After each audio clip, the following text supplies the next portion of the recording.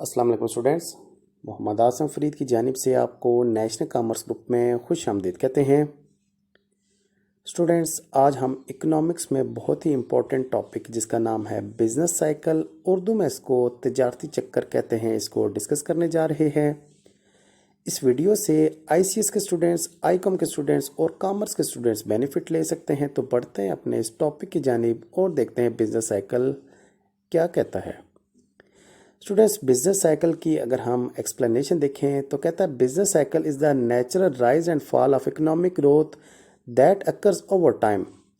Business cycle हमारे पास एक ऐसा साइकिल है कि जो वक्त गुजरने के साथ साथ एक इकॉनमी में जितने भी राइज एंड फॉल आती हैं, एक इकॉनमी में जितने भी इंक्रीज़ या डिक्रीज़ आती है, उसको आप बिजनेस साइकिल कहते हैं। The cycle is useful tool for analysing the economy. तिजारती चक्कर यानी कि बिजनेस साइकिल आपकी इकॉनमी को जज करने में बहुत ज़्यादा हेल्पफुल होता है। It can also help you make better financial decision.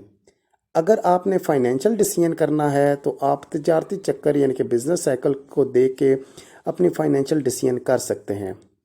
इसके बाद स्टूडेंट्स, हम बिजनेस साइकिल की फेजेस को देख लेते हैं। हमारे पास बिजनेस साइकिल की मेजर 4 फेजेस होती हैं जिनको हम कुछ इस तरह से रिप्रेजेंट करते हैं।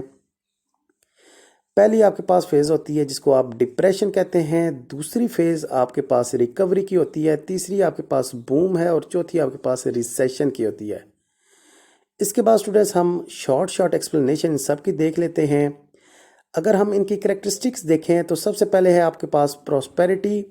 प्रॉस्पेरिटी में आपके पास हाई एम्प्लॉयमेंट रेट्स होती है, जीडीपी बहुत ज़्यादा इंक्रीज़ कर रही होती है, demand for goods and services आपके पास इंक्रीज़ हो रही होती है। इसके बाद जो आपके पास रिसेशन का दौर होता है उसमें आपके पास demand for goods and services वो डिक्रीज़ होती जाती है, जीडीपी स्लो होती है, अनएम्प्लॉयमेंट थोड़ी राइज कर जाती है, प्रोडक्शन आपकी स्लो हो जाती है।